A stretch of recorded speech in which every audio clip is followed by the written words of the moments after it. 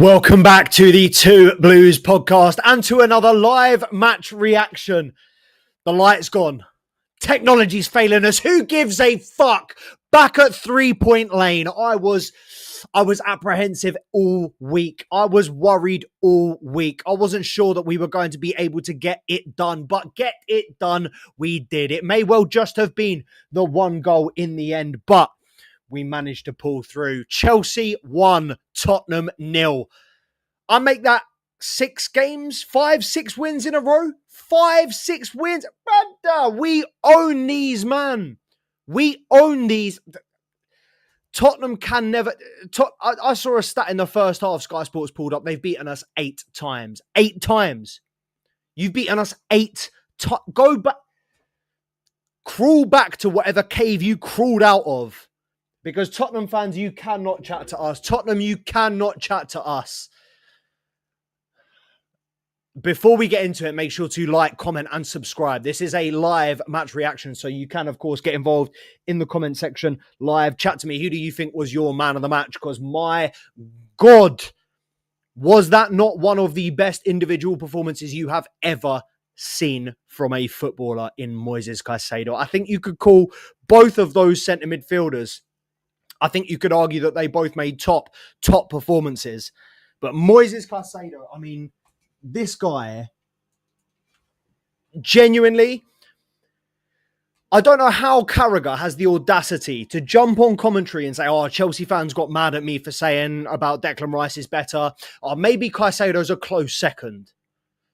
The audacity, the lack of brain cells, the lack of IQ, the lack of football knowledge you must have. There must be absolutely zilch floating around in that brain of yours to think that Declan Rice is a better footballer, a better centre midfielder than Moises Caicedo. Man of the match, hands down. I'm going to check real quick what FOTMob rated him.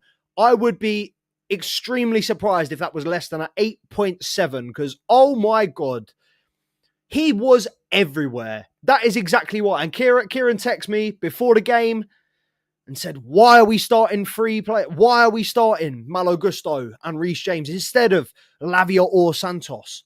I thought Gusto was top today, but Moises Caicedo showed that he doesn't need an extra body. He doesn't need somebody else in there. 8.3 they gave him on FOTMob.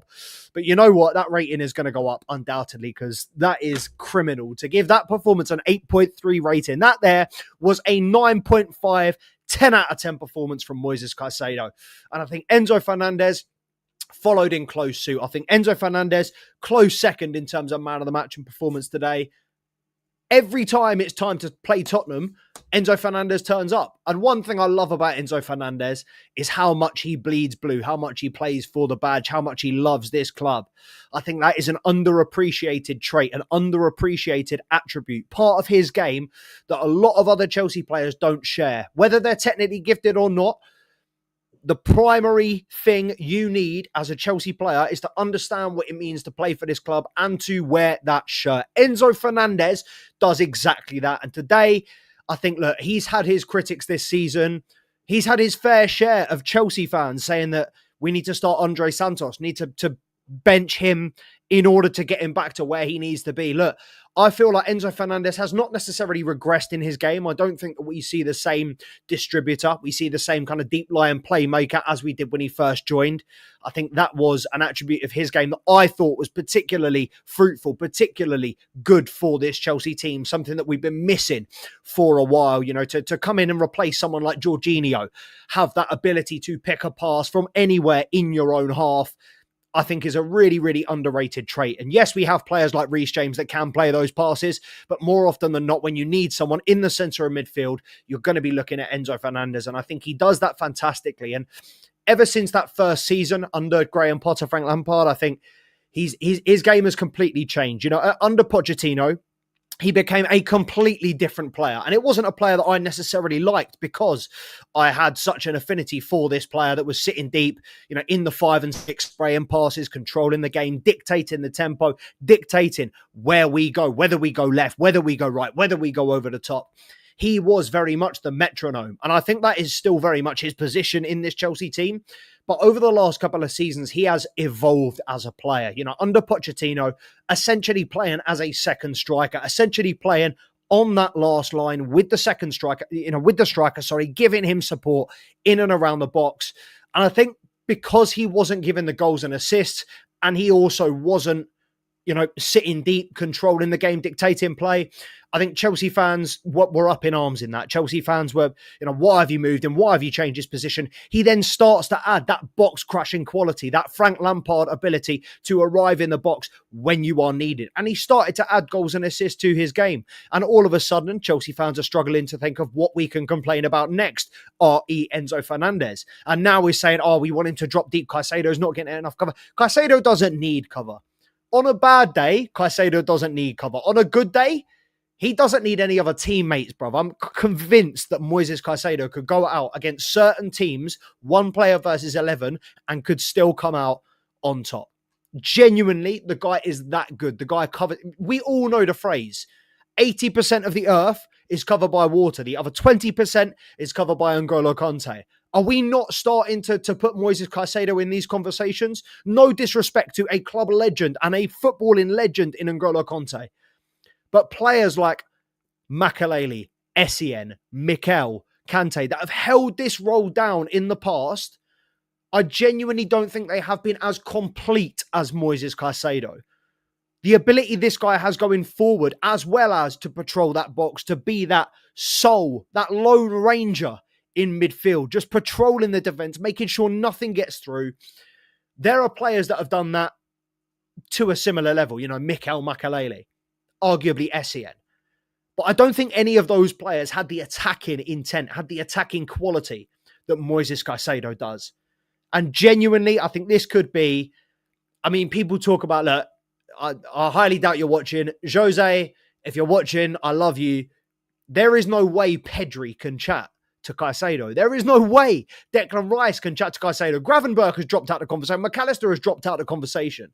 It's funny how 3 or 4 defeats on the road can see you dropped out of these conversations. And obviously at the moment we're entertaining Yuri and Timber versus Reece James. Give Arsenal 3-4 defeats on the road and we're going to see Reece James come out the other side on top, as we always do. But the fact that we're having to entertain these conversations when, again, week after week, the masterclass that this guy puts out, the performance that this guy puts out, the quality of football that this guy puts out over 90 minutes. He single-handedly made the goal today, single-handedly controlled the midfield today, probably saved us from a couple of goals as well. I genuinely think there is not a better centre midfielder in the world than Moises Caicedo. You're not going to convince me otherwise. You can put your cases forward. Please, if you think there is a better midfielder than Moises Caicedo right now, at this exact moment in time, please put him in the comments. And I will more than happily have an intelligent conversation about why you think a player is better than Moises Caicedo. But I can tell you now, the conclusion that I will reach is that you are wrong. Moises Caicedo is that guy. And moving on to a wider analysis of this Chelsea performance, I think the main feeling coming out of it as that final whistle blew was relief, because we all know, we've seen what's happened with Chelsea this season multiple times, have not been secure enough in our lead. We've thrown leads away. Typical Chelsea performances.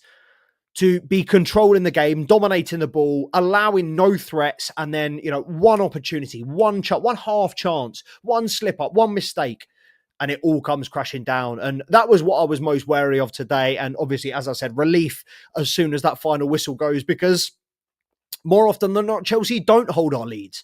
More often than not, Chelsea don't come through from the position that we were in today. We were 1 goal up for far too long. And one big complaint that we've had as Chelsea fans, but me particularly, I've been saying, is we don't go and kill the game. We don't look to go and get that second, that third, to just put it to bed so that we can just relax. And that has been a big complaint of mine today. Look, we had chances, particularly 2 in the added time at the end. João Pedro should have had a hat-trick in the first half. Jamie Gittins should have had a goal. João Pedro obviously could have had a couple in the second half as well. Could have been 5, could have been 6 today.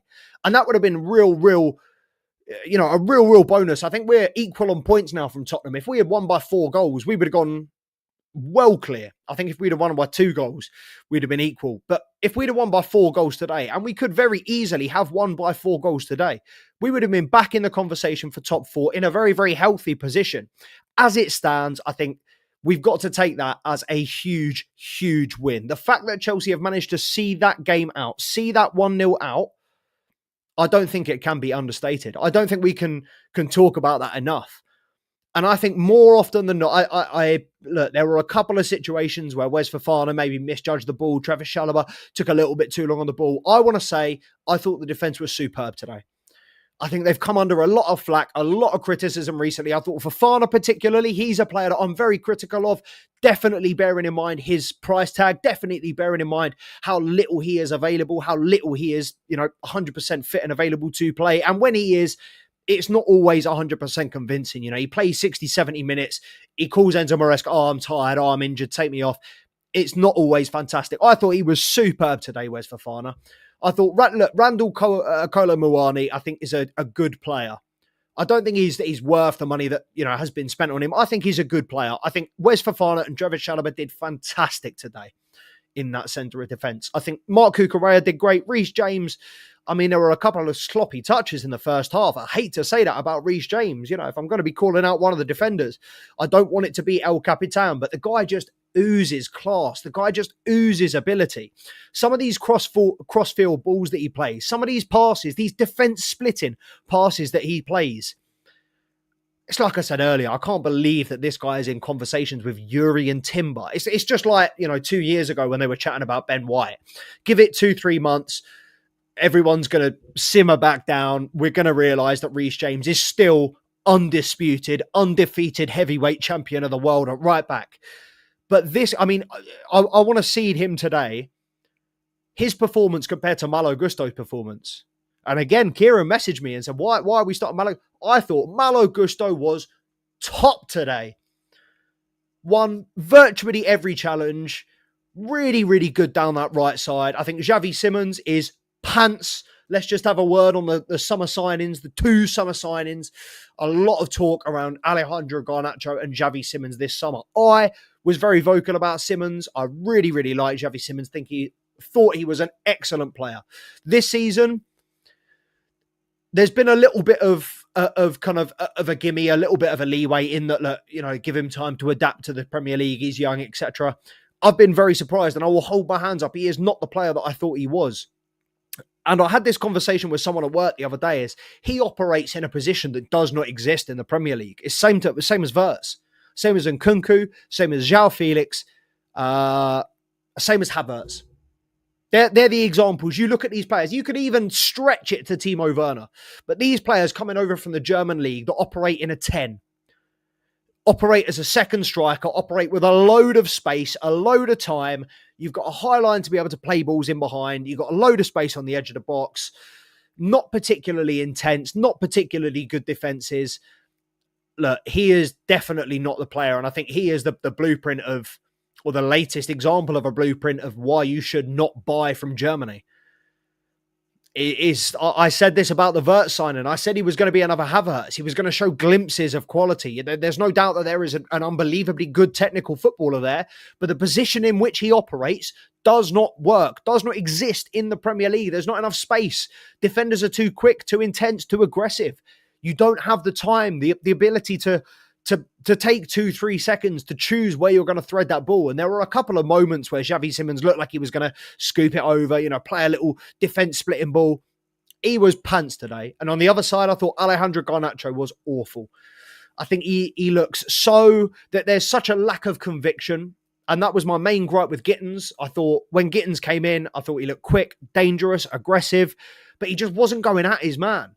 And the last couple of games, we've started to see that. Wolves, perfect game from Jamie Gittins. Really, really positive, full of confidence, going at his defender every single opportunity he can. Garnacho needs to take a leaf out of his book. Like, how many times today did he get the opportunity to square up his man? How many times did he get the opportunity to go past Jed Spence, to drive at him, make something happen? Very few balls into the box came off. He drops like a sack of potatoes when he's touched. I'm not a fan. I still think, look, I will still say I'll back Chelsea players until they give me a reason not to, and it's not, Garnacho out. he's dead, get him out of this company. But he is definitely, he should not be starting next game. Gittins, maybe, but Esteval has surely got to be started next game. I really don't understand this obsession with mediocrity. I knew Garnacho was not it years ago. I was never on board with the signing. And today, again, another performance, lackluster performance, where he just shows that so much more could have been done. Neto didn't have a great game today, but Neto still created a lot of opportunities, a lot of dangerous situations. And when we have the opportunity to open a team up on the counter-attack like we did today, João Pedro getting in amongst it, Pedro Neto getting in amongst it, but Alejandro Garnacho really just didn't inspire confidence. He doesn't get you out your seat. He doesn't look like he's going to take his man on. You don't really have confidence that he's going to put a ball into the box that a striker is going to get on the end of. So for me, that would be the main gripe from today. I think the only player that I wasn't particularly happy with was Alejandro Garnacho. But apart from that, I think a very, very solid Chelsea performance. I was very happy. I think, like I said, relief, definitely relieved as the final whistle went, and you're still thinking we could have gone out there, stretched that lead.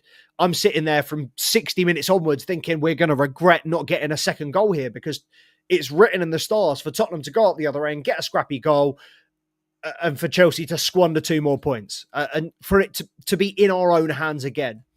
But we managed to pull through a fantastic victory, a victory that leaves us, if I'm not mistaken, 4th in the table. Let's have a quick look at the Premier League table, because I didn't even check after today. But just going back to what I said, I think, 4th in the table, equal points as Spurs, same points as same points as Sunderland and Man United. Oh my God. 1 point behind Bournemouth and they got a game in hand. Jesus Christ. What? Wait, are we 3 points behind Arsenal? Fucking hell. Arsenal was 7 points. I know Bournemouth got game in hand. Arsenal was 7 points clear. Jesus Christ. Right, we need to do some bits. This is our time to shine, Chelsea. If we're not going to win the league, we're fucking for damn sure we're going to take it away from Arsenal. You can be sure about that, right? November the 30th? November the 25th, Barcelona. November the 30th, Arsenal. That's a double header. That is the week that this channel goes on. I'm telling you, that's the week that this channel hits the stratosphere. So if you're not already subscribed, number 1, what the fuck are you doing, bro? It's free. Number 2, subscribe, innit? Because we're going to be doing plenty of content before then. But that week, I mean, look, I think this Chelsea side is still very much in the right place. We've seen reports this week from a certain journalist, a certain Liverpool fanatic by the name of Indy Kyler, that tends to report some bogus reports about like Eze not playing against Chelsea, Mark Gehi going to Liverpool. There's been a couple of things that he's reported that's been completely left field, but there's still been some substance to the rumours. I will give him credit for that.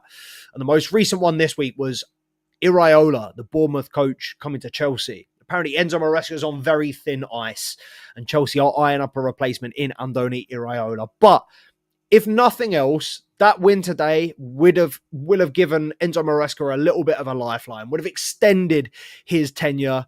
His notice period has not yet been handed in. He has still got at least 2-4 weeks. He's got until the end of the month. Every time we win a game like that, he's got another month. And this is not me speaking. This is, an objective from the club. I'm still very much behind this manager. I still think, and I think today, questionable in terms of playing 2 right backs, but it worked out. I think the way that we pressed, going man for man, the subs that we made, being able to bring on Lavia to add that control, being able to bring on Gittins and Esteval to freshen up the wings. I think we've got a really solid formula now. I'm liking the team. I'm liking the manager. I'm liking the way in which we're playing. Again, chances created, you cannot complain. We have created countless chances today, and we should have been 4-5-0 up. If not for better finishing, the game would have been out of sight, out of mind by halftime. And João Pedro, look, I hear people saying he's not a number 9. He is a number 9, maybe not a traditional number 9. But that is look, Mark, all I'm saying is Mark Yu has a hat-trick today. Liam Delap has 2, at least. And João Pedro, a couple of chances where he just snapped at them, where an instinctive, a Haaland-esque striker, that Haaland-esque quality of being able to just come onto a ball and put it away instinctively. He does need to work on that, but I do have faith in him as a number 9. I think, again, today, in a lot of the game, he didn't really have much service, but he went up against it with Mickey van der Ven, went up against it with Romero when he came on, went up against it with Danzo, gave as good as he got, and I think it was a really, really solid performance up top from João Pedro. And yeah, I mean, like I said, bar Garnacho, I don't think there was a poor performance in there. I don't think you can complain. I think Chelsea gave everything, and as relieved as we are that we've managed to come out of it with the 3 points, we deserve nothing less. Today was a solid performance. I can only think or only imagine that Enzo Maresca is very, very happy. And we are now turning our attention to Liverpool in 5 minutes or so, hoping that Chelsea can maintain a position in this top 4 going into the next weekend. But you know what it is. We're going to be covering all of it here. There's going to be plenty more content following this week. We're going to be getting a Loan Watch episode out to you this week, as well as more Academy content. And of course, next Chelsea game, there's going to be more live match reactions, match reports. If there's anything to do with Chelsea, it's going to be covered. If it means something, if it actually matters, it's going to be covered in this channel. So you know what you've got to do. Like, comment, subscribe to the channel. If you haven't already, make sure to follow @2blues_podcast on the Instagram and the TikTok to stay up to date with all of our latest news. You know what it is, man. Another win. What can I say? We're the greatest team in London for a reason. Until next time, up the Chelsea!